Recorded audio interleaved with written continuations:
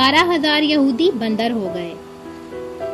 روایت ہے کہ حضرت داؤد علیہ السلام کی قوم کے 70,000 آدمی عقبہ کے پاس سمندر کے کنارے ایلا نامی گاؤں میں رہتے تھے، اور یہ لوگ بڑی فراخی اور خوشحالی کی زندگی بسر کرتے تھے۔ اللہ تعالیٰ نے ان لوگوں کا اس طرح امتحان لیا کہ سنیچر کے دن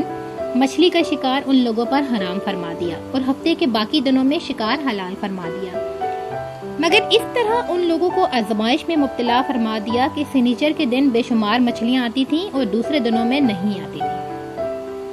تو شیطان نے ان لوگوں کو یہ ہیلا بتا دیا کہ سمندر سے کچھ نالیاں نکال کر خشکی میں چند حوض بنا لو، اور جب سنیچر کے دن ان نالیوں کے ذریعے مچھلیاں حوض میں آ جائیں تو نالیوں کا منہ بند کر دو،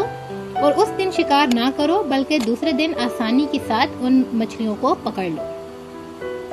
ان لوگوں کو یہ شیطانی ہیلا بازی پسند آ گئی، اور ان لوگوں نے یہ نہیں سوچا کہ جب مچھلیاں نالیوں اور حوضوں میں مقید ہو گئیں تو یہی ان کا شکار ہو گیا، تو سنیچر ہی کے دن شکار کرنا پایا گیا جو ان کے لیے حرام تھا۔ اس موقع پر ان یہودیوں کے 3 گروہ ہو گئے۔ نمبر 1، کچھ لوگ ایسے تھے جو شکار کے اس شیطانی ہیلا سے منع کرتے رہے اور ناراض و بیزار ہو کر شکار سے باز رہے۔ نمبر 2، اور کچھ لوگ اس کام کو دل و جان سے برا جان کر خاموش رہے، دوسروں کو منع نہ کرتے تھے بلکہ منع کرنے والوں سے یہ کہتے تھے کہ تم لوگ ایسی قوم کو کیوں نصیحت کرتے ہو جنہیں اللہ تعالیٰ ہلاک کرنے والا یا سخت سزا دینے والا ہے۔ نمبر 3، اور کچھ وہ سرکش اور نافرمان لوگ تھے جنہوں نے حکم خداوندی کی اعلانیہ مخالفت کی اور شیطان کی ہیلا بازی کو مان کر سنیچر کے دن شکار کر لیا اور ان مچھلیوں کو کھایا اور بیچا بھی۔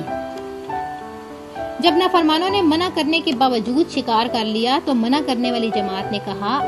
اب ہم ان معصیت کاروں سے کوئی میل ملاپ نہ رکھیں گے،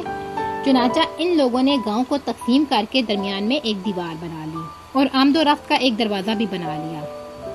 حضرت داؤد علیہ السلام نے غضبناک ہو کر شکار کرنے والوں پر لعنت فرما دی۔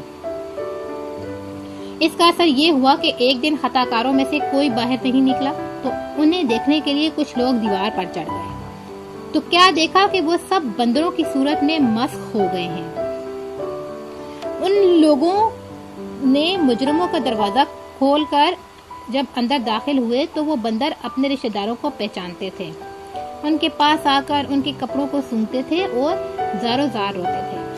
مگر لوگ ان بندر بن جانے والوں کو نہیں پہچانتے تھے۔ ان بندر بن جانے والوں کی تعداد 12,000 تھی۔ یہ سب 3 دن زندہ رہے اور اس درمیان میں کچھ بھی کھا پی نہ سکے بلکہ یوں ہی بھوکے پیاسے سب کے سب ہلاک ہو گئے۔ شکار سے منع کرنے والا گروہ ہلاکت سے سلامت رہا، اور صحیح قول یہ ہے کہ دل و جان سے برا جان کر خاموش رہنے والوں کو بھی اللہ تعالیٰ نے ہلاکت سے بچا لیا۔ اس واقعے کا اجمالی بیان تو سورہ بقرہ کی اس آیت میں ہے۔ ترجمہ،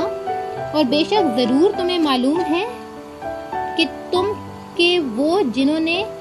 ہفتہ میں سرکشی کی تو ہم نے ان سے فرمایا کہ ہو جاؤ بندر دھتکارے ہوئے۔ اور مفصل واقعہ سورہ اعراف میں ہے جس کا ترجمہ ہے، اور ان سے حال پوچھو اس بستی کا کہ دریا کنارے تھی جب وہ ہفتے کے بارے میں حد سے بڑھے،